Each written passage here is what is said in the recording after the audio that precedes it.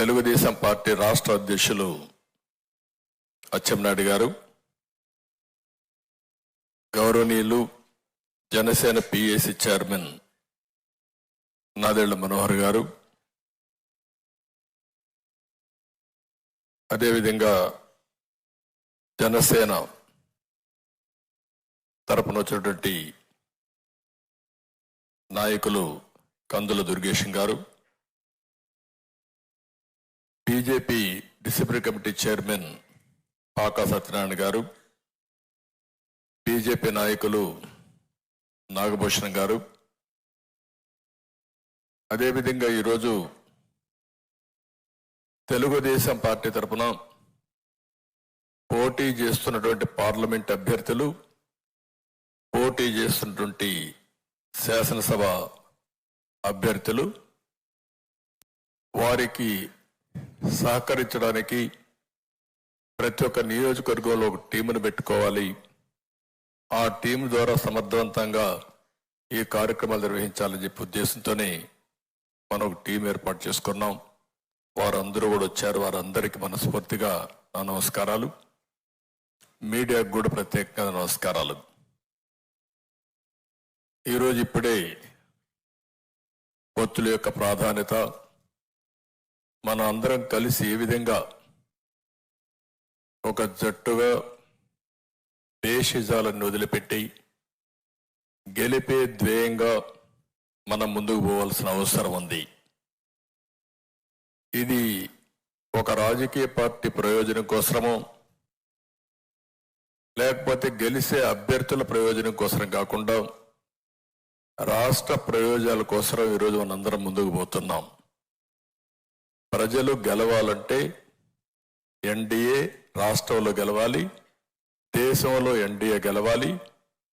గాడి తప్పిన పరిపాలన ఘాట్లో పెట్టడానికి మనందరం కూడా సహకరించాల్సిన అవసరం ఉంది. ఈరోజు అభ్యర్థుల ఎంపిక కూడా మీరు చూస్తే ఇంకా ఈరోజైతే నేను ఆలోచించాం, అన్ని రాజకీయ పార్టీలు వారి యొక్క ప్రొసీజర్స్ ఒకసారి మన ఎన్నిక ప్రారంభమైన తర్వాత పొత్తు కూర్చుకున్న తర్వాత అభ్యర్థుల ఎంపిక వివిధ రాజకీయ పార్టీలు చేసుకోవాల్సిన అవసరం ఉంది. ఈరోజు జనసేన కానీ, బీజేపీ కానీ, తెలుగుదేశం కానీ ఈరోజు మనం మన అభ్యర్థుల్ని ఎంపిక చేశాం. వాళ్ళు కూడా ఎంపిక చేస్తున్నారు. ఎంపిక చేసేట్టు అందరం కూర్చోవాలనుకున్నాం. వాళ్ళు ఇంకా చేస్తున్నారు కాబట్టి ఇదే విధంగా వాళ్ళు కూడా మీటింగ్లు పెట్టుకొని సమర్థవంతంగా ధీటుగా ఎదుర్కోవాలంటే ఈసారి ప్రతి ఒక్కరు కూడా అప్రమత్తంగా ఉండాల్సిన అవసరం ఉంది. ఈ రాష్ట్రంలో రాజకీయాలు ట్రెడిషనల్గా ఉంటే, ప్రజాస్వామ్యయుతంగా ఉంటే మనం మామూలుగా రాజకీయాలు చేసేవాళ్ళం. ఈరోజు ఒక పక్క చూస్తే రౌడీయిజం, అధికార దుర్వినియోగం ఒకటి కాదు, ఎన్ని రావాలనో అవలక్షణాలు అన్నీ వచ్చాయి. అలాంటప్పుడు అందరూ క్యాండిడేట్లు కూడా చాలా అప్రమత్తంగా ఉంటే తప్ప మనం ఏమాత్రం కూడా ముందుకు పోయే పరిస్థితి ఉండదు. ఈ విషయం మీరు గుర్తుపెట్టుకోవాలి. ఇంత మునిపై సత్యనారాయణ గారు మాట్లాడినప్పుడు చెప్పారు, మనోహర్ గారు కూడా చెప్పారు. 3 రాజకీయ పార్టీలు ఉన్నప్పుడు 3 రాజకీయ పార్టీలు, ఒక పార్టీ కేంద్రంలో అధికారంలో ఉన్నాం. ఇప్పుడే కాకుండా గతంలో కూడా మన వాళ్ళతో కలిసి ఇప్పుడే మొదటి నుంచి కూడా బీజేపీతో కలిసి తెలుగుదేశం పార్టీ ఎన్డీఏలో ఉన్నాం. అదే సమయంలో రాష్ట్ర ప్రయోజనాల కోసం ఈ రాష్ట్రంలో ఈసారి గెలవకపోతే రాష్ట్రం తీవ్రంగా నష్టపోతుందనే ఏకైక అభిప్రాయంతో మొదటి నుంచి కూడా ఓటు డివైడ్ కాకుండా మేమందరం సహకరిస్తామని ముందుకొచ్చి పవన్ కళ్యాణ్ గారు అందరికంటే ముందు చెప్పిన వ్యక్తి, ఒక పద్ధతి ప్రకారం రాజకీయం చేసిన వ్యక్తి. అక్కడి నుంచి ప్రతి ఒక్కరు కూడా ఆలోచించిన తర్వాత లాభ నష్టాలు బేరీ చేసుకోవడం కాకుండా రాజకీయ పార్టీలు ఉన్నప్పుడు ఎన్నికల్లో పోటీ చేయడానికి ప్రతి ఒక్కరు ప్రయత్నం చేస్తాం. నేనైతే ఇప్పటికీ 9 ఎలక్షన్లు 78 నేను పోటీ చేశాను. తర్వాత 83 నుంచి రాష్ట్ర స్థాయిలో రాజకీయాలన్నీ కూడా 84 ఆగస్టు క్రైసిస్ నుంచి నేనే అభ్యర్థుల ఎంపిక కానీ ఎన్నికలు నిర్వహించడం కానీ అక్కడి నుంచి కూడా చేశాం. ప్రతి ఒక్క ఎన్నికల్లో పొత్తులు పెట్టుకున్నాం, అవసరమైనప్పుడు పొత్తులు లేకుండా పోటీ చేశాం. అయితే ఎక్కడికక్కడ అప్పటికుండే పరిస్థితులకు అనుగుణంగా మనం ముందుకు పోయే పరిస్థితికి వచ్చాం. అయితే ఈరోజు కూడా ఈ పొత్తులు పెట్టుకున్న తర్వాత తెలుగుదేశం పార్టీకి ఒక విశ్వసనీయత ఉంది. అదే మరి బీజేపీ కూడా జాతీయ పార్టీగా ఉంది. వారు కూడా అధికారంలో ఉండడమే కాకుండా ఒక విశ్వసనీయత వారు కూడా ముందుకు పోయే పరిస్థితి వస్తుంది. ఇంకో పక్క జనసేన పార్టీ కార్యకర్తలు కూడా పవన్ కళ్యాణ్ గారి యొక్క నాయకత్వం పైన అభిమానంతో కానీ లేకపోతే ఒక కమిట్మెంట్తో పనిచేస్తున్నారు.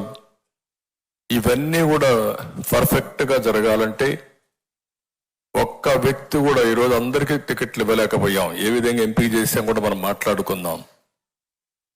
వివిధ రాజకీయ పార్టీల్లో కొంతమంది ఆస్పిరెంట్స్ ఉన్నారు. రాజకీయాల్లో పనిచేసేది గుర్తింపు కోసం పనిచేస్తాం, సర్వీస్ చేయడానికి మనం కష్టపడతాం. ఓసారి పొత్తుల వల్ల కొంతమందికి సీట్లు ఇవ్వలేకపోయాం. చాలా కష్టపడ్డారు, జైలుకు పోయారు. మన పార్టీలో పోరాడారు, జనసేనలో పోరాడారు, త్యాగాలు చేశారు. బీజేపీలో కూడా ఆస్పిరెంట్స్ ఉన్నారు, వారికి కూడా ఇబ్బందులు. అందరికీ పోటీ చేయాలనే ఆలోచన ఇవన్నీ ఉంటాయి. ఈరోజు ఎన్ని సీట్లు అనేవి కాకుండా రాష్ట్రం గెలవాలి, ప్రజలకు న్యాయం జరగాలని మనం ముందుకు పోయినప్పుడు నాకైతే బాగా గుర్తుంటుంది. ఇక్కడ కొంతమంది ఉన్నారు, కొంతమంది రాలేదు. కానీ విశాఖ సౌత్ బాబ్జీ, అనకాపల్లి గోవింద్, పిఠాపురం వర్మ, నిడదవోలు శేషారావు, ఉంగుటూరు ఆంజనేయులు, తెనాలి ఆలపాటి, తిరుపతి సుగుణమ్మ, ఇలాంటి 31 మందికి మనం సీట్లు ఇవ్వలేకపోయాం తెలుగుదేశం పార్టీ. ఇదే విధంగా మిగిలిన సీట్లు జనసేన సీట్లు ఇవ్వలేకపోయారు. పోయినసారి పోటీ చేసిన సీట్లు కూడా జనసేన అకామిడేట్ చేయలేకపోయారు. 2019లో పోటీ చేశారు, ఈసారి పొత్తుల ధర్మంగా వాళ్ళు ఇవ్వలేకపోయారు. అదేవిధంగా బీజేపీలో పోటీ చేశారు, వాళ్ళు కూడా ఇవ్వలేకపోయారు. అదే సమయంలో మీరు చూస్తే పాతపట్నం రమణ, శ్రీకాకుళం లక్ష్మీదేవి, మైలవరం దేవిని నుమ, పెదకూరపాడు శ్రీధర్, మన పార్టీలో సీట్లు ఇచ్చాం. మన పార్టీలో ఉండే వ్యక్తులు కూడా మనం అకామిడేట్ చేసుకోలేకపోయాం. ఈ విషయం మీరు గుర్తుపెట్టుకోవాల్సిన అవసరం ఉంది. అంటే వాళ్ళు కష్టపడలేదని కాదు, కష్టపడ్డారు. కానీ రాష్ట్రం కోసం, ప్రజల కోసం త్యాగం చేయాలనుకున్నప్పుడు వినబిలిటీ ఒక క్రైటీరియాగా పెట్టుకున్నాం. ఈ విషయం మీరు అందరూ గుర్తుపెట్టుకోవాల్సిన అవసరం ఉంది. ఈసారి ఎన్నికల్లో ఎంపిక చేసిన విధానం మీరు చూస్తే 3 పార్టీలతో పొత్తు పెట్టుకున్న తర్వాత, ముగ్గురం కూర్చొని ఒక నిర్ణయం చేసిన తర్వాత ఏ సీట్ ఎవరికి పోతుందో ముగ్గురం కలిసి, ఎందుకంటే వాళ్ళకు బలం ఉండాలి, మనం కూడా గెలవాలి, అందరం గెలవాలనే ఉద్దేశంతో ఇవన్నీ కూడా సెటిల్ చేసుకున్నాం. చాలా ఎలాబొరేట్గా అవర్స్ టుగెదర్ కూర్చున్నాం. స్లీప్లెస్ నైట్స్ కూడా, ఓసారి రాత్రి అంతా కూడా వర్క్ చేసిన రోజులు ఉన్నాయి. పొత్తులైనాయి. పొత్తులైన తర్వాత మన క్యాండిడేట్స్ గురించి మళ్ళీ వాళ్ళు ఎక్సర్సైజ్ చేస్తున్నారు, నేను కూడా ఎక్సర్సైజ్ చేస్తున్నాను. ఇంకా కొంత ఉంటాయి కూడా చేస్తున్నాం. పొత్తులైన తర్వాత నేను ఆలోచించిన విధానం మీరు చూసి, ఈసారి 3 పార్టీలు కూడా ఆలోచన ఒకటే, వినబిలిటీ. పెట్టిన అభ్యర్థి గెలవాలి. ప్రజలు ఓటేయాలనుకున్నా ఓటేయించుకునే శక్తి, సమర్థవంతంగా ధీటుగా పోరాడే వ్యక్తి మనం పెట్టుకోవాల్సిన అవసరం ఉంది. ఎప్పుడు కూడా రాజకీయాల్లో అభ్యర్థుల ఎంపిక చాలా కీలకం. ఒకవేళ కానీ అభ్యర్థుల ఎంపికలో తప్పు చేస్తే మనం కొన్ని సీట్లు పోగొట్టుకునే పరిస్థితికి వస్తాం. ఆ యాంగిల్లో ఆలోచించినప్పుడు నేను చాలా ఎక్సర్సైజ్ చేశాం. ఈరోజు ఎప్పుడైతే ఎన్డీఏతో మనం పొత్తు పెట్టుకున్నామో, భాగస్వాములు అయ్యామో, అప్పుడు మీరు చూస్తే లోకసత్తా లాంటి పార్టీ కూడా మనకు సహకరించే పరిస్థితికి వచ్చారు. ఒకప్పుడు రాజకీయాల్లో బాగా ఎఫెక్టివ్గా పోటీ చేసిన వ్యక్తులు ఈరోజు స్వచ్ఛందంగా ముందుకొచ్చి ఎన్డీఏ రావాలి, ఈ రాష్ట్రంలో న్యాయం జరగాలని ముందుకొచ్చే పరిస్థితికి వచ్చారు. 3 రాజకీయ పార్టీలు కూడా అవస్థపడుతున్నాం. Social re-engineering. ఎందుకంటే ప్రతి ఒక్కరికి ఒక యాస్పిరేషన్ ఉంది, వ్యక్తులకు యాస్పిరేషన్ ఉంది, కొన్ని వర్గాలకు కులాలకు యాస్పిరేషన్ ఉంది. వాళ్ళను కూడా ఫుల్ఫిల్ చేయకపోతే వాళ్ళు కూడా ఫుల్గా ఈ రాష్ట్ర అభివృద్ధిలో భాగస్వాములు కాలేరు. మన మీద విశ్వాసం రాదనే ఉద్దేశంతో ఆ ఎక్సర్సైజ్ చేశాం. ఆ ఎక్సర్సైజ్ చేసినప్పుడు తెలుగుదేశం పార్టీ బీసీలు కానీ ఇంకా మిగిలిన వర్గాలు ఏవైతే ఉన్నాయో అవన్నీ కూడా అధ్యయనం చేసుకుని తగిన ప్రాతినిధ్యం ఇవ్వడానికి అన్ని విధాల ప్రయత్నం చేశాం. ఇంకొక పక్కన మీరు ఒకసారి ఆలోచిస్తే కొత్తగా రాజకీయాల్లో పొలిటికల్ రీఇంజనీరింగ్ కూడా చేయాల్సి వస్తా ఉంది. నేను కొత్త వర్డ్ వాడుతున్నా. పొలిటికల్ రీఇంజనీరింగ్ వచ్చినప్పుడు సమర్థవంతమైన వ్యక్తుల్ని ఎక్కడికక్కడ ఎంపిక చేయకపోతే, ప్రజల ఆమోదం లేకుండా ఉంటే, ఒక్కొక్కసారి ఒక 5-10 సీట్లు కానీ వీక్ క్యాండిడేట్లు ఉన్నారు అనే పరిస్థితి వస్తే మిగిలిన సీట్లు కూడా వీక్ అయ్యే పరిస్థితి వస్తుంది. గెలుస్తున్నారు అనేది వస్తే ఆటోమేటిక్గా ఇంకొక 5-10 సీట్లు ఎక్కువ గెలిచే పరిస్థితి వస్తుంది. అందుకని ఈరోజు రాజకీయ పార్టీల్లో కూడా మేము ఆలోచించింది, మంచి వ్యక్తులు ఉన్నప్పుడు, సేవాభావంతో ముందుకు వచ్చినప్పుడు వాళ్ళని ఐడెంటిఫై చేయాలనే ఎక్సర్సైజ్ కూడా చేశాం. ఈరోజు ఒక్క విషయం మనం గుర్తుపెట్టుకోవాల్సిన అవసరం ఉంది రాజకీయాల్లో. నేను 75 నుంచి చూశాను, 83, 85, 89 మేమైతే అన్ని విధాల ప్రయత్నం చేసి ఈ యొక్క సోషల్ రీఇంజనీరింగ్ కోసం ఎతికి ఎక్కడ సమర్థులు ఉన్నారో వాళ్ళని వెలికి తీసుకొచ్చి సీట్లు ఇచ్చి గెలిపించుకున్న సందర్భాలు. అక్కడి నుంచి ఈరోజు మీరు ఒకసారి చూస్తే విభిన్న వర్గాల్లో ఒక ప్రత్యేకమైనటువంటి ఆలోచన ధోరణి వచ్చింది. ఆ ఆలోచన ధోరణి రాజకీయాల ద్వారా ప్రజలకు సేవ చేయాలి అనే ఆలోచన. ఓసారి జీవితంలో డబ్బులు సంపాదిస్తారు, వాళ్ళు అనుకున్న ప్రొఫెషన్లో బ్రహ్మాండంగా రాణిస్తారు, కడాన సమాజానికి సేవ చేయాలి, సమాజంలో కూడా గుర్తింపు తెచ్చుకోవాలన్న ఆలోచన ప్రగాఢంగా వస్తూ ఉంది.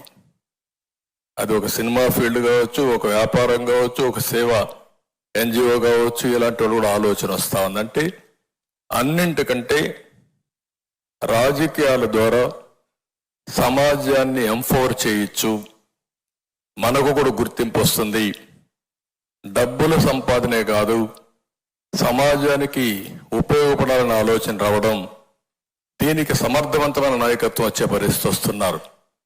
ఇంకా రాజకీయాలు కానీ మనం ప్రక్షాళన చేయగలిగితే సమర్థవంతమైన వ్యక్తులంతా కూడా రాజకీయాల్లోకి వచ్చి ఇంకా ఈ దేశానికి ఉపయోగపడే పరిస్థితి వస్తుంది. అందుకని ఎప్పుడైనా మనం గుర్తుపెట్టుకోవాలి, సమాజాన్ని మార్చే శక్తి పబ్లిక్ పాలసీస్ ఉంటుంది. పబ్లిక్ పాలసీస్ ఇచ్చిన తర్వాత ఆ పబ్లిక్ పాలసీని అనుసరించి ప్రైవేట్ వ్యక్తులు కానీ, బిజినెస్ కానీ, వ్యాపారాలు కానీ చేసుకుంటూ ముందుకు పోతారు, వాళ్ళ క్యారియర్ని ఎంపిక చేసుకుంటారు. దీంతో జనరేషన్స్ బాగుపడే పరిస్థితి వస్తుంది. అందుకని మన దేశంలో మీరు చూస్తే ఈరోజు ప్రపంచం మొత్తం గుర్తింపు వచ్చే పరిస్థితి వచ్చింది. గడిచిన 25 సంవత్సరాల్లో తెలుగు వాళ్ళు ప్రపంచం అంతా కూడా రాణించే పరిస్థితికి వచ్చారు, బ్రహ్మాండంగా ముందుకు పోయే పరిస్థితికి వచ్చారు. కానీ ఈ రాష్ట్రంలో చాలా ఇబ్బందులు వచ్చే పరిస్థితికి వచ్చాం. ఎందుకు ఈ యొక్క విషయాలు మీకు చెప్తున్నానంటే, ఈసారి నేను కానీ మిత్రులు కానీ ఎక్కడా రాజీ పడడం లేదు. 3 రాజకీయ పార్టీలు కూడా ఒకే ఆలోచన చేశాం. సమర్థవంతమైన వ్యక్తులను పెట్టి వినబిలిటీ క్రైటీరియాగా పెట్టుకొని ముందుకు పోతున్నాం. నేనైతే 40 ఏళ్ళు నేను చూశాను రాజకీయాలు ఎంపిక చేసినప్పుడు. మేము ఫస్ట్ టైం 85లోని సర్వేలు చేసి సర్వేల ఆధారంగా ఎవరైతే గెలుస్తారో అవి కూడా చూసుకొని డిబేట్ చేసి ఆ రోజు మన నాయకుడు ఎన్టీ రామారావు గారి దగ్గర కూర్చొని రాత్రి మగుళ్ళు ఎంపిక చేసేవాళ్ళం. ఈరోజు మీరు చూస్తే నేను 4-5 సర్వేలు తెప్పించాను. మళ్ళీ నా వాయిస్తోనే IVRS అడిగాను. ఇవన్నీ కంపేర్ చేసుకున్నాం. ఇవన్నీ కంపేర్ చేసుకున్న తర్వాత మనకంటే మెరుగైన అభ్యర్థులు ఉన్నారా లేదంటే అది వేరే విషయం, కానీ రాజకీయాల్లో మనం కనపడ్డాం కాబట్టి మన మీదనే కంపారిజన్ వస్తుంది. ఇంకా కొంతమంది సమర్థులు వచ్చుంటే వాళ్ళు మనకంటే బెటర్గా పనిచేస్తే వాళ్ళ పేర్లు వచ్చేటేమో, కానీ ఇక్కడ ఉండే వాళ్ళందరినీ మీరు చూసినప్పుడు మన పార్టీలో ఉండే ప్రతి ఒక్కరిని నేను IVRS ద్వారా అడిగాను. నాకు రాకపోతే 1కి 3 సార్లు అడిగాను, 4 సార్లు అడిగాను. రిపీట్గా సమాచారం తెప్పించుకున్నాం. ఈరోజు ఎంపిక చేసిన విధానం మీరు చూస్తే రాగద్వేషాలకు అతీతంగా, రికమెండేషన్లకు అతీతంగా ఏకైక లక్ష్యం వినబిలిటీ.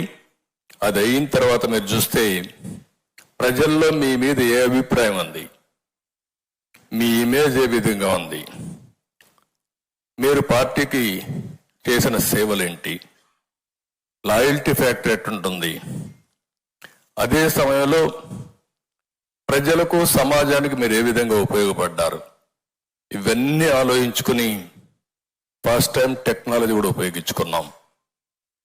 చాలాసార్లు నేను టెక్నాలజీలో మాట్లాడేవాళ్ళం, కానీ ఈసారి మాత్రం వీలైనంత వరకు మీరు చెప్పిన పర్సెప్షన్స్ నేను విన్నాను. మళ్ళీ ఫీల్డ్లో ఉండే రియాలిటీస్ కంపేర్ చేసుకున్నాను. అబ్జర్వర్స్ను కూడా మనం జోన్కి ఒకరిని పెట్టుకొని 10 మందిని ఫీల్డ్లో పెట్టాం. వాళ్ళు మీతో మాట్లాడారు. అన్ని విషయాలు తీసుకున్న తర్వాత నేను ఈరోజు ప్రాపర్ సెలెక్షన్ చేశామని చెప్పి కూడా నేను మీకు తెలియజేస్తున్నా. ఇదే కాకుండా భవిష్యత్తులో ఉన్న ఆలోచన ఒకటి, ఈరోజు వేసే ఫౌండేషన్, ఈ రాష్ట్ర ప్రగతి కోసం ఈ 3 పార్టీలు వేసే ఫౌండేషన్ రాబోయే 30 సంవత్సరాలు ఒక స్ట్రాంగ్ ఫౌండేషన్ గా ముందుకు పోవాలి. దానికోసం ఈరోజు ఈ యొక్క సెలెక్షన్ చేశాం. నేను ఒకటే మిమ్మల్ని అందరినీ కోరుతున్నా, నేను రాజకీయాలకు వచ్చినప్పటి నుంచి ఇప్పటి వరకు చూశాను, ఎడ్ల బండుల దగ్గర నుంచి ఈరోజు డ్రైవర్లెస్ కారుకు వచ్చాం. రెండో పక్కన చూస్తే కరెంటు లేని స్టేజ్ నుంచి మీ ఊర్లోనే సోలార్, విండ్ పవర్ జనరేట్ చేసుకుని మీరు కరెంటు వాడుకునే పరిస్థితికి వచ్చాం. దీన్ని అధ్యయనం చేసుకోవాల్సిన వ్యక్తులు మనందరం. అధ్యయనం చేసుకోవడమే కాకుండా భావితరాల భవిష్యత్తుకి, ఈ రాష్ట్ర ప్రగతి కోసం మనం ఆలోచించవలసిన వ్యక్తులం. అందుకే నేను చాలాసార్లు చెప్పాను, దేశానికి ఎన్డీఏ ఏ విధంగా ఉపయోగపడతా ఉందో, ఇక్కడికి వచ్చినప్పుడు మనందరం కూడా తెలుగు కమ్యూనిటీ ఆంధ్రప్రదేశ్ని నెంబర్ 1 కమ్యూనిటీగా ప్రపంచంలో చేయడానికి మనం అందరం పనిచేయాల్సిన అవసరం ఉంది. అది సాధ్యం, అసాధ్యం కాదు. అదే సమయంలో పావర్టీ లేని రాష్ట్రంగా, నో పావర్టీ స్టేట్ గా ఆంధ్రప్రదేశ్ తయారు చేసే అవకాశం మనకుంది. దీనికి కూడా మనం నిరంతరం పనిచేయాల్సిన అవసరం ఉంది. ఈరోజు రాజకీయాలు చూస్తే వైఎస్ఆర్ కాంగ్రెస్ పార్టీ గురించి ఒకసారి మాట్లాడుకోవాల్సిన అవసరం ఉంది కూడా. ఎందుకు నేను అంటున్నాను, రాబోయే రోజుల్లో వైఎస్ఆర్ లాంటి పార్టీని కట్టడి చేయాలంటే కంపల్సరీగా డిజిటల్ కరెన్సీనే పెట్టాలి. 200-500 రూపాయలు కూడా రద్దు చేస్తే తప్ప వీళ్ళని కట్టడి చేయలేం. అంత దుర్మార్గులు వేరు. నా ఆకాంక్షది, ప్రధానమంత్రి గారు కూడా ఆ డైరెక్షన్ లో ఉన్నారన్న ఆలోచన. తప్పకుండా తొందరలోనే 5 ఏళ్లలో టోటల్ డిజిటల్ కరెన్సీ వచ్చి 200-500 రూపాయలు రద్దు చేసి ఎలక్షన్లో డబ్బులు కాకుండా సేవాభావంతో పనిచేసే సమర్థవంతమైన నాయకత్వం వస్తుంది. అది జరుగుతుంది. జరిగే వరకు పోరాడతాం, ముందుకెళ్తాం. ఎవరికైనా డబ్బులుంటే సర్వీస్తో ప్రజల్ని గెలవాలి తప్ప ఎన్నికలో డబ్బులతో కాదు. ఈ విషయాన్ని కూడా మనం గుర్తుపెట్టుకోవాల్సిన అవసరం ఉంది. ఎంత ఈ 5 ఏళ్ళు నేను చూశాను. 40 ఏళ్ళలో చాలా మంది ముఖ్యమంత్రులు చూశాను. నా జీవితంలో ఇలాంటి వ్యక్తి ఒకడు ఉంటాడు, ఇలాంటి ఒక వ్యక్తి వచ్చి రాజకీయాలు చేస్తాడని నేను కల్లో కూడా ఊహించలేదు. నేనే కాదు, రాష్ట్రంలో ఎవడూ ఊహించలేదు. నా లెక్క ప్రకారం అతని బిహేవియర్ చూస్తా ఉంటే చాలా వ్యాపారాన్ని రాజకీయం చేసుకున్నాడు. రాజకీయం చేసుకున్న తర్వాత ఎవరైనా సరే కొన్ని విలువలు ఉంటాయి, కొన్ని పద్ధతులు ఉంటాయి, కొన్ని ప్రాధాన్యతలు ఉంటాయి. ఎలాంటి లేకుండా అనునిత్యం మీరు నోరిప్పితే అబద్ధాలు, బ్లాటెంట్ లైస్. ఒక ముఖ్యమంత్రిగా ఉండే వ్యక్తి ఇన్ని అబద్ధాలు చెప్పి మళ్ళా సర్వైవ్ అవుతాడు నా జీవితంలో ఎప్పుడు నేను ఊహించలేదు. చెప్పిన అబద్ధం చెప్పకుండా చెప్పేయడం. ఎవరైనా నువ్వు తప్పు చేశావు అంటే వాళ్ళపైన పడిపోవడం. ఇంకా పోలీసులు వచ్చేస్తారు, తప్పుడు కేసులు పెడతారు. వీళ్ళు ప్రభుత్వం తరపున బ్రహ్మాండమైన అడ్వకేట్లు పెడతారు. మన సొంత డబ్బులు పెట్టుకోవాలి. దీంతో రాష్ట్రం మొత్తం మీరు చూస్తే భయంకరమైన వాతావరణం ఫేస్ చేశాం. ఈరోజు కొంతమందికి నేను సీట్లు ఇవ్వలేకపోయి ఉండొచ్చు. వాళ్ళు చేసిన త్యాగం నా జీవితంలో ఎప్పుడు మర్చిపోలేను. నా కళ్ళ ముందర కనపడుస్తున్నాయి. జైలుకు పోయారు, చాలా సఫర్ అయ్యారు, మానసికంగా క్షోభ అనుభవించారు, శారీరకంగా సఫర్ అయ్యారు. ఇవన్నీ ఎందుకు చేశారంటే నమ్మిన సిద్ధాంతం కోసం చేశారు. ఈరోజు మీరు కొన్ని ఎగ్జాంపుల్స్ మీకు చెప్తే ఎంత దారుణంగా ఉంటాయో ఒకసారి చూస్తే ప్రతి ఒక్కటి ఫేక్ ప్రచారం. రేపటి నుంచి ఎన్ని ప్రచారాలు చేస్తారు నాకైతే తెలియదు. లేటెస్ట్ గా చూస్తే బీజేపీ పార్టీ ప్రెసిడెంట్ కూడా రాజీనామా చేసేసిందని ఒక వార్త పెట్టేశారు. అంత మునుపు తెలుగుదేశం పార్టీ ఎన్డీఏలో ఉండడం, ఇది తాత్కాలికమైన పొత్తు,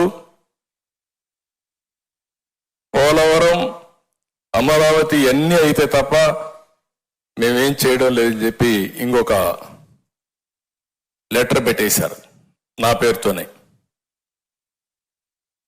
పురంధేశ్వరి గారు సరే మాకు ఫ్యామిలీ కావచ్చు, కానీ 30 ఏళ్లుగా ఆవిడ వేరే పార్టీలో ఉంది, కాంగ్రెస్ లో ఉంది, కేంద్రంలో మంత్రిగా పనిచేసింది, ఇప్పుడు బీజేపీలో ఉంది, రాష్ట్ర పార్టీ అధ్యక్షులుగా పనిచేస్తుంది.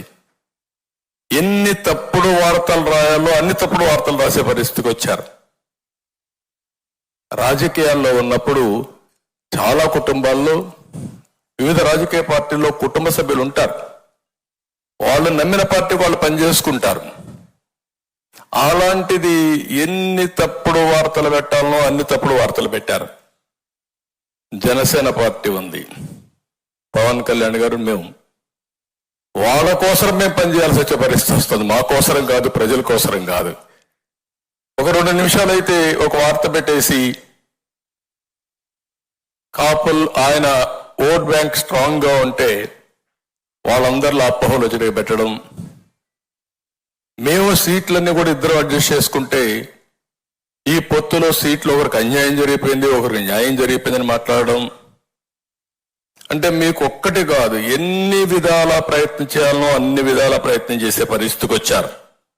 లేటెస్ట్ మీరు ఒకసారి చూస్తే ఎంత దుర్మార్గం అంటే విశాఖపట్నంలో డ్రగ్స్ పట్టుకున్నారు.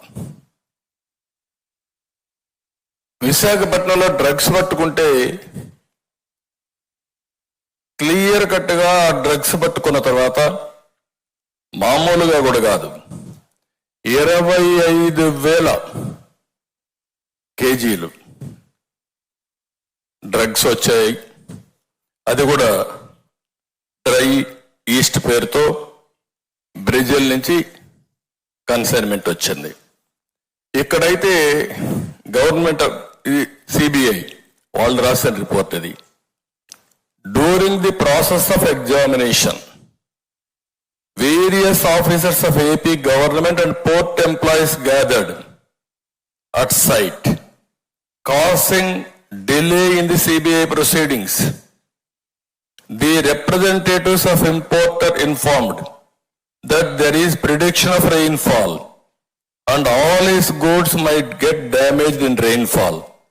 Hence request to keep the goods inside the container for the day for its safety custody. అటు కంటైనర్ తీసుకొచ్చిన వ్యక్తి ఇటు అధికారులు పోయి డిలే చేయడానికి ప్రయత్నం చేశారు. డిలే చేసిన తర్వాత మనం అడిగాం, ఇది ఫస్ట్ టైం కాదు. ఆఫ్ఘనిస్తాన్ నుంచి ఇదే మారుగా 21,000 కోట్ల రూపాయలు విలువ చేసే డ్రగ్స్ వచ్చాయి. అదే మారుగా ఈరోజు రాష్ట్రం మొత్తం గంజాయి ఉంది. డే 1 మనం ఫైట్ చేస్తున్నాం. మనం పోరాడుతూ ఉంటే తెలుగుదేశం పార్టీ ఆఫీసు మీద దాడి చేశారు. నేను 2 రోజులు 48 అవర్స్ ఫాస్టింగ్ చేశాను. మన మీద దాడి చేస్తే మనం ఇచ్చిన కేసు తీసుకోలేదు. మన ఆఫీసుకు వచ్చి డీజీపీ ఆఫీస్ ఎంత దూరం గట్టిగా అరిస్తే డీజీపీకి వినపడొస్తుంది. అక్కడి నుంచి ఆఫీసును దాడి చేసి వీళ్ళు హ్యాపీగా వెళ్ళిపోయే పరిస్థితి వచ్చారు.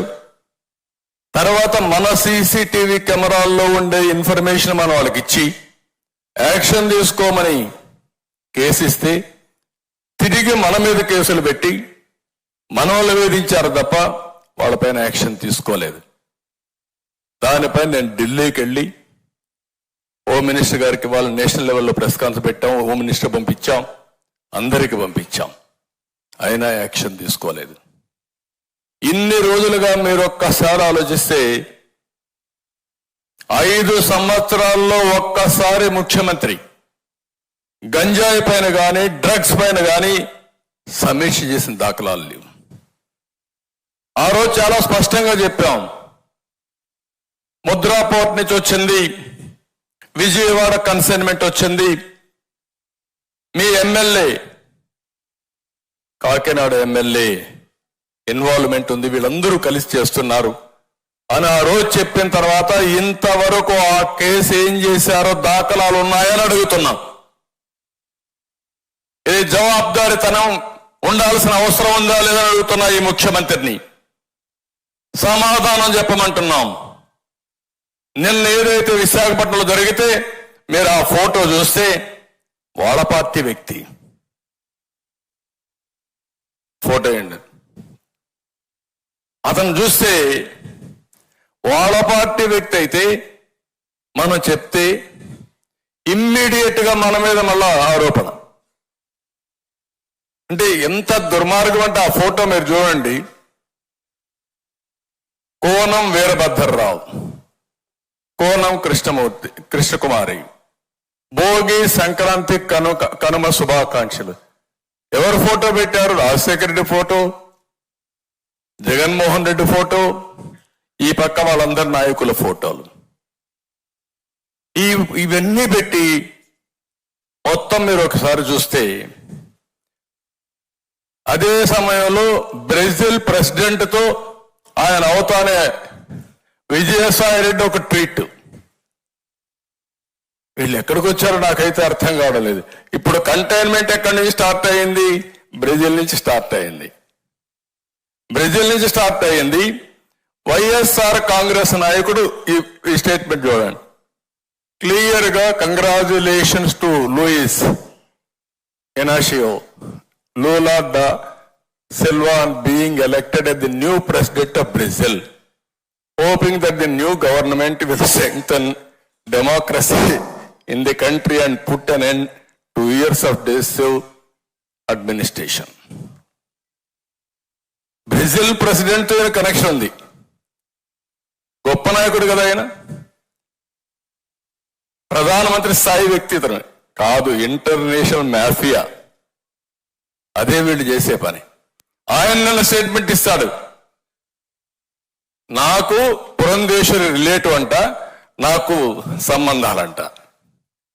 అంటే అడ్డంగా మీరు ఎందుకు అర్థం చేసుకోవాలంటున్నారంటే 5 సంవత్సరాలు ఈ రాష్ట్రంలో డ్రగ్స్ మాఫియాని పెంచి పోషించి కడాన రాష్ట్రాన్ని నాశనం చేసి ఈరోజు ఇంటర్నేషనల్ మాఫియాతో సంబంధాలు ఎస్టాబ్లిష్ చేసే పరిస్థితికి వచ్చారంటే వీళ్ళు ఏమనాలి నాకైతే అర్థం కావడం లేదు. మీ నాయకులు చేస్తారు, మీ నాయకుల దగ్గర చేపిస్తారు, చేయించి నేరం మన మీద మోపే ప్రయత్నం. ఇది మీరు గుర్తుపెట్టుకోవాల్సిన అవసరం ఉంది. అందుకే నేను చాలా స్పష్టంగా చెప్తున్నా, ఈరోజు ఇక్కడ జరిగే విషయాలు మీరు చూస్తే ఈ రాష్ట్రంలో వచ్చే డబ్బులంతా ఇంటర్నేషనల్కి వెళ్ళిపోతున్నాయి, విదేశాలకు వెళ్ళిపోతున్నాయి హవాలా రూట్లో. ఇవి కానీ ఈ రోజా రేపా ఎల్లుండా మనకు తెలియదు. నిన్న మీరు చూస్తే అక్వా ఏదైతే కంపెనీ ఇప్పుడు మనం మాట్లాడుతున్నామో ఆ వ్యక్తి కోనం వీరభద్రరావు, సంధ్య అక్వా ఎక్స్పోర్ట్ పేరుతో వచ్చింది. ఇది అతను వైసీపీ నేత పోన్ చంద్రరావుకి సోదరుడు. వీళ్ళందరూ కలిసి బలవంతంగా చేశారా, ఏం చేశారు నాకు తెలియదు. ఈరోజు మార్నింగ్ ఒక న్యూస్ చూస్తా ఉంటే అనిపించింది, ఢిల్లీలో జరిగిన లిక్కర్ స్కామ్ లో కూడా వీళ్ళు ఉన్నారని. అది వాస్తవం లేదా సిబిఐ తేల్చాలి. అంటే ఏ విధంగా పోతున్నారు. ఇంకొక పక్క మీరు చూస్తే ఎంత బరి తెగిచ్చారనేదానికి ఒక ఎగ్జాంపుల్ మొన్నే చాలా బాధ కలిగింది.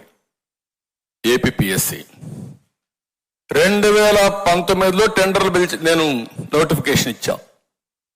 దాంట్లో డిప్యూటీ కలెక్టర్స్ అండ్ ఆల్సో డిఎస్పీల పోస్టుల కోసం అవన్నీ కూడా ప్రాసెస్ చేస్తే మామూలుగా ఇవన్నీ కూడా కంప్యూటర్తో కరెక్ట్ చేయకూడదు, మాన్యువల్గా చేయాలి.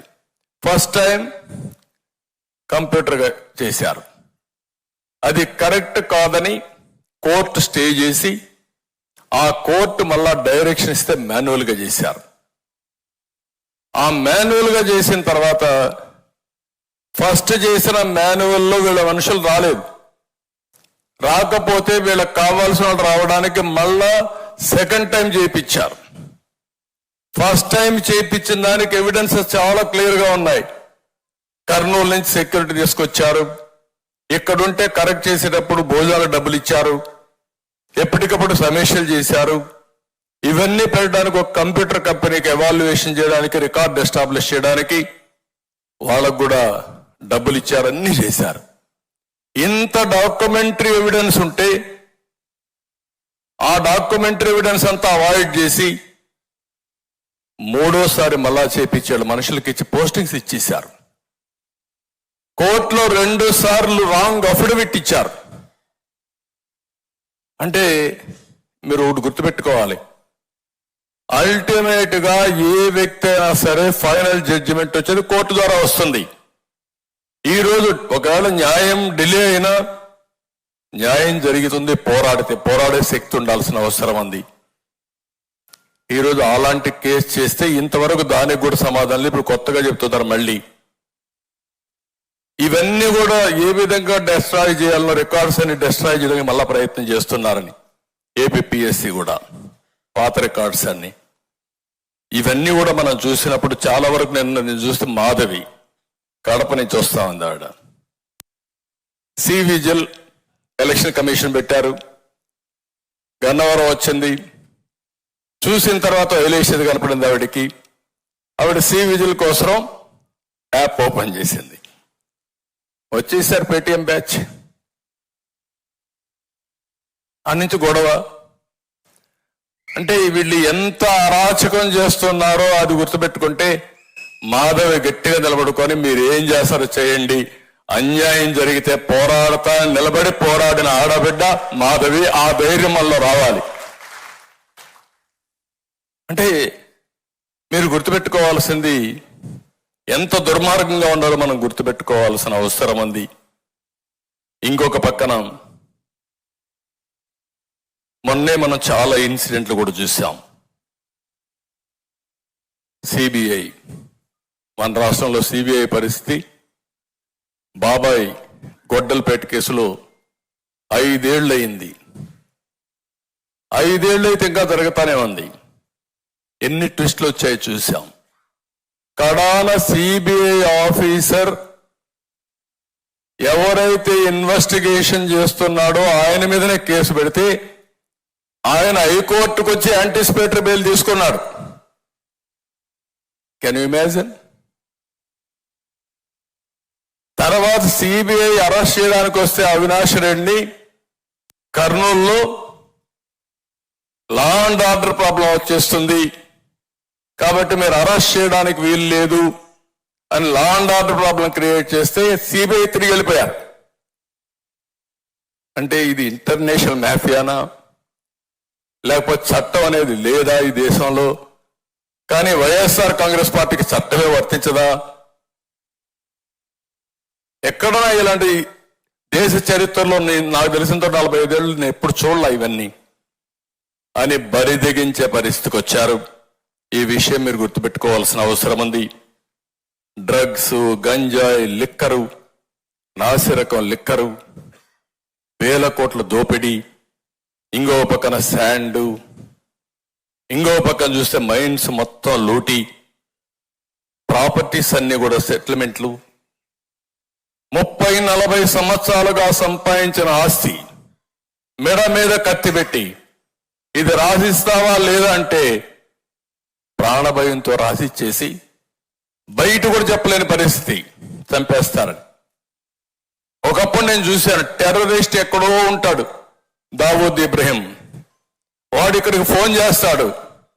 దావూద్ ఇబ్రహీం ఫోన్ చేశాడు, నువ్వు 10 కోట్లు పంపేయాలని పంపించేయాలి.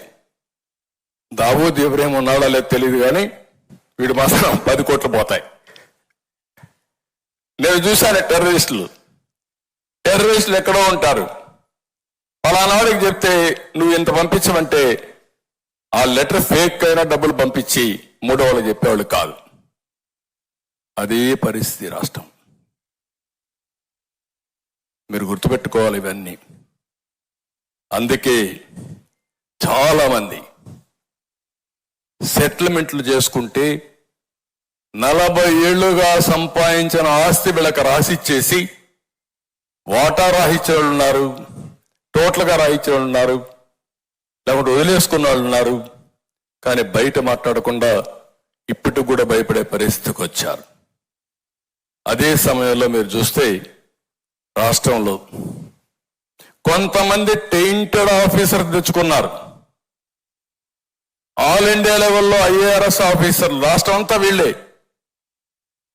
రైల్వే వాడు ఒకడు, IARS ఒకడు, లేకపోతే ఫారిన్ సర్వీస్ ఒకడు, ఇలాంటి వాళ్ళు తీసుకొచ్చి అన్ని క్రూషియల్ పోస్టింగ్స్ వాళ్ళకి, including TTD board chairman, TTD board EO, mining, లేకపోతే లిక్కర్, లేకపోతే టీటీడీ, లేకపోతే వీళ్ళు ఎక్కడన్నా మనల్ని అరెస్ట్ చేయాలంటే వాళ్ళ పెట్టి అరెస్ట్ చేయించడం.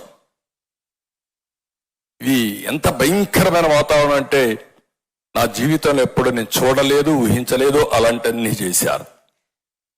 దీంతో మీరు ఇంకొక పక్కన చూస్తే బ్యూరోక్రసీ మొత్తం భయపెట్టేశారు. IAS, IPS మొత్తం సరెండర్ అయిపోయే పరిస్థితికి వచ్చారు.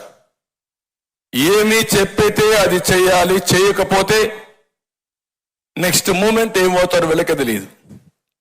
కొంతమందికి ట్రాన్స్ఫర్లు వస్తున్నాయి, కొంతమంది వేరే కేసులు పెట్టి అరెస్ట్ చేస్తున్నారు.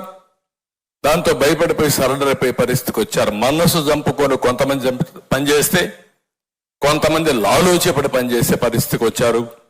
కడాన సిస్టమ్ మొత్తం ఎగ్జిక్యూటివ్ నాశనం అయిపోయింది. 5 ఏళ్లలో అసెంబ్లీ పెట్టుకోలేకపోయాం, అసెంబ్లీలో మనం కూర్చోలేకపోయాం, 1 గంట మనం మాట్లాడలేకపోయాం.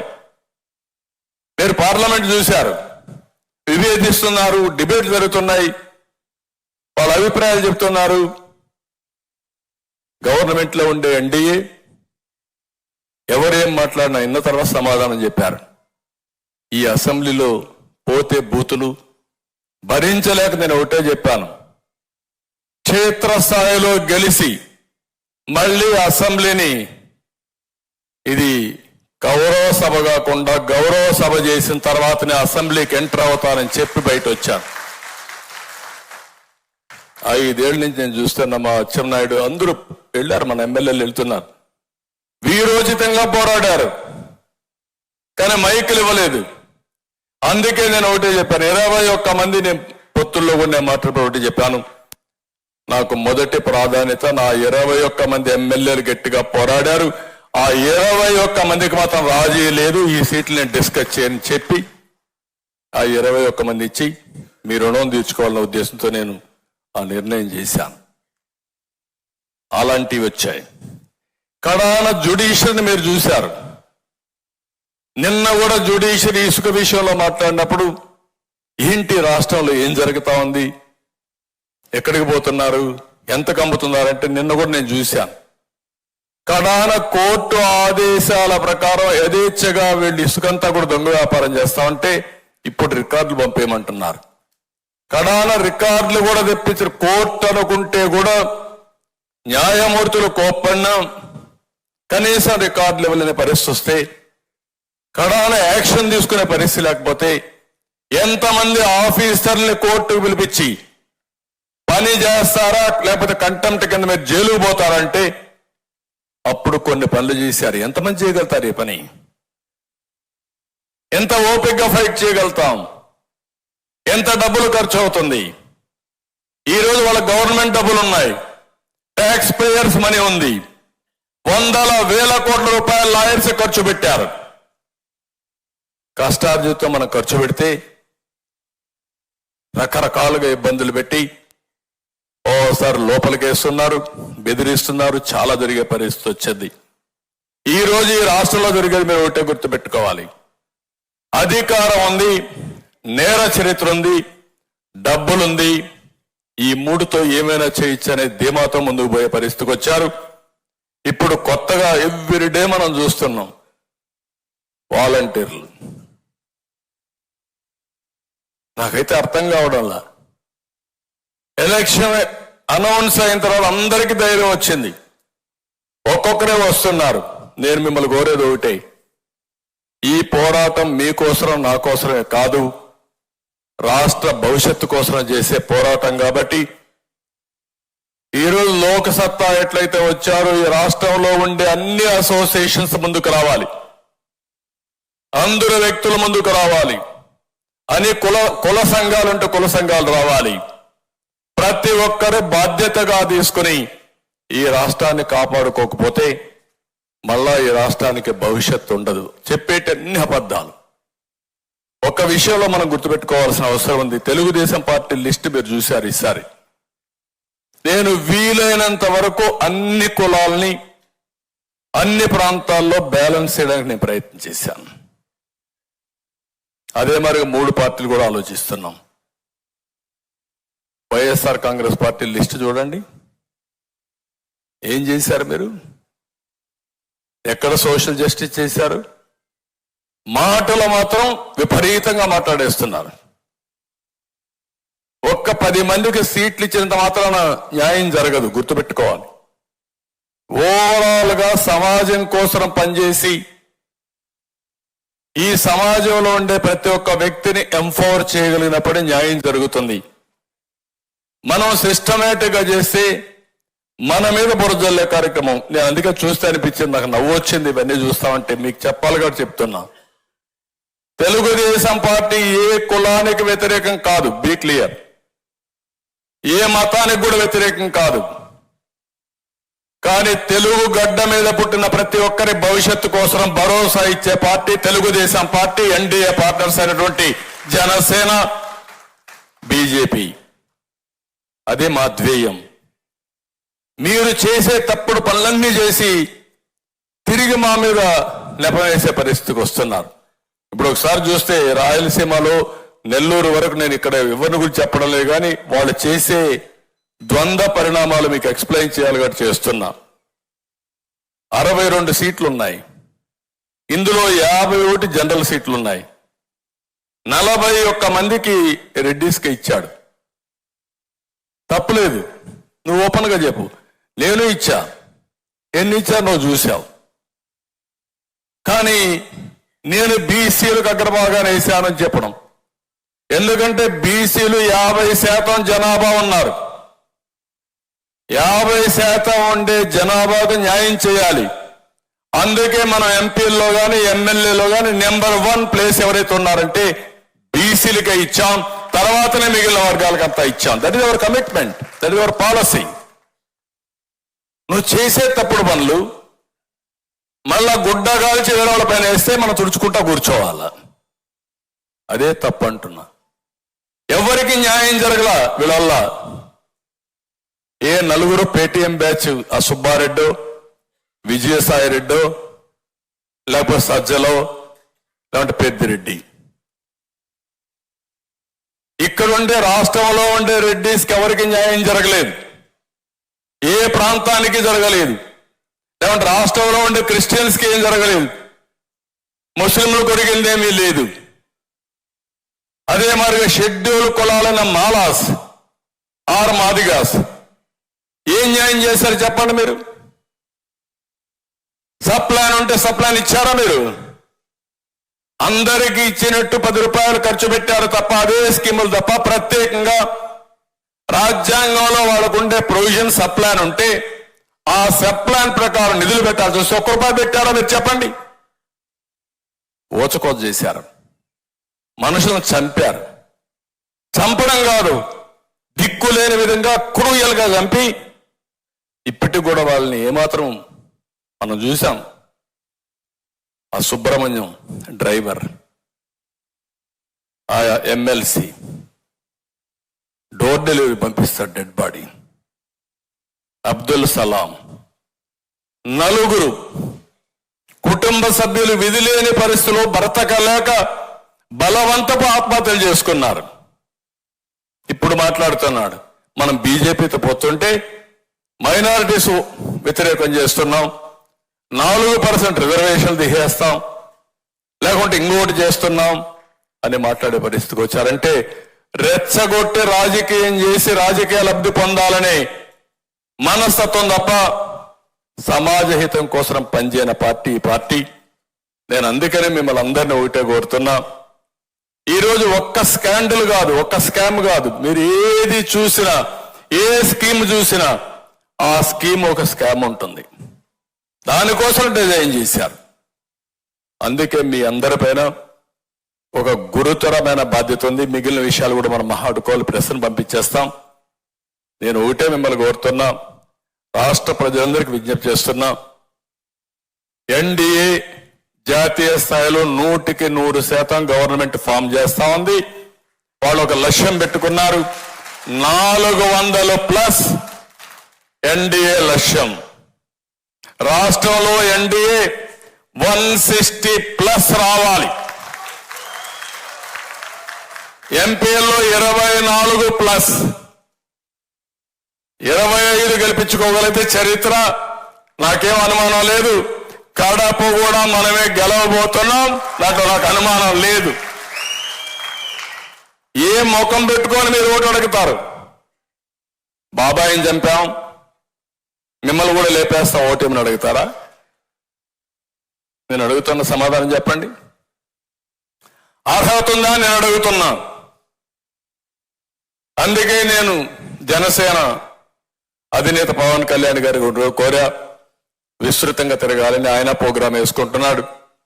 నేను కూడా ఈ రోజు నుంచి 160 సీట్లు గెలవడానికి 160 మీటింగ్లు పెట్టుకుంటున్నా, 160 నియోజకవర్గాలు పర్యటిస్తున్నా.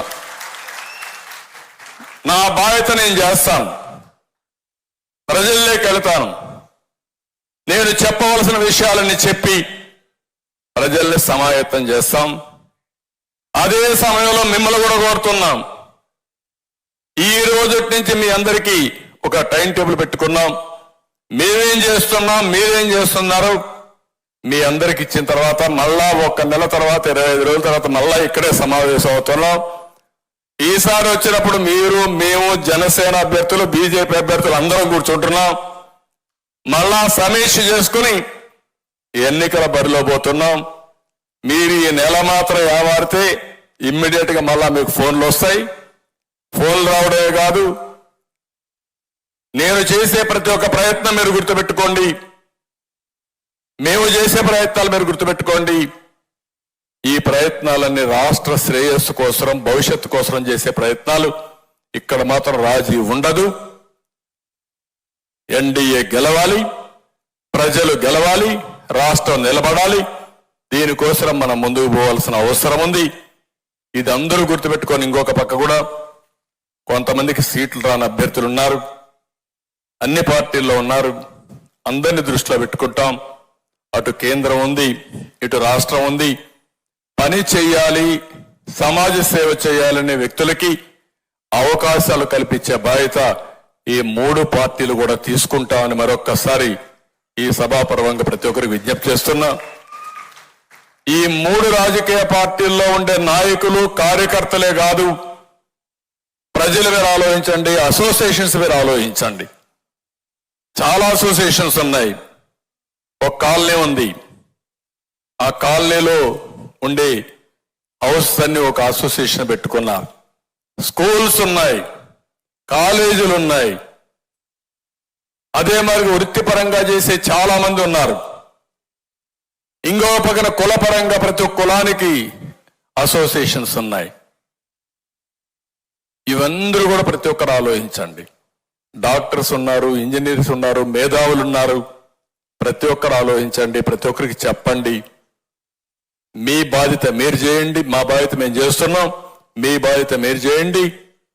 మళ్ళీ రాష్ట్రాన్ని కాపాడుకొని ముందుకు పోవడం కోసం అందరూ ప్రయత్నం చేయాల్సిందిగా అందరినీ కోరుకుంటూ, అందరికీ మరొక్కసారి కంగ్రాచులేషన్స్.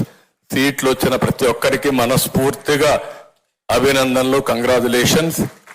ఒకరిద్దరు కాన్స్టిట్యున్సీ ఇన్ఛార్జ్ కూడా పిలిచాం, మీకు రాలేకపోయినాయి. కానీ ఒకటే చెప్తున్నా, మీ సేవలు తప్పకుండా ఉపయోగించుకుంటాం. తెలుగుదేశం పార్టీ ఇన్ఛార్జీలే కాకుండా ఇంకా కొంతమంది వేరే పార్టీలో ఉన్నారు. జెన్యూన్ గా ఉండే ప్రతి ఒక్కరికి వారి యొక్క కాంట్రిబ్యూషన్ బట్టి, పాత హిస్టరీని బట్టి వారికి ఏం చేయాలనో చేసే బాధ్యత పార్టీలుగా మేము తీసుకుంటాం. ఒకే మాట చెప్తున్నా, ఈ రోజు నుంచి ఏ అభ్యర్థి ఏ పార్టీ వాడు కాకుండా 175 మంది ఎమ్మెల్యేలు, 25 మంది ఎంపీలు ఎన్డీఏ అభ్యర్థులుగా, అందరి అభ్యర్థులుగా ప్రజాహితం కోసం మీరు పనిచేయాలని మరొక్కసారి అందరికీ విజ్ఞప్తి చేస్తారని చెప్పి ఆశిస్తూ అందరికీ నమస్కారాలు, ధన్యవాదాలు. థ్యాంక్ యూ అని అండాలి.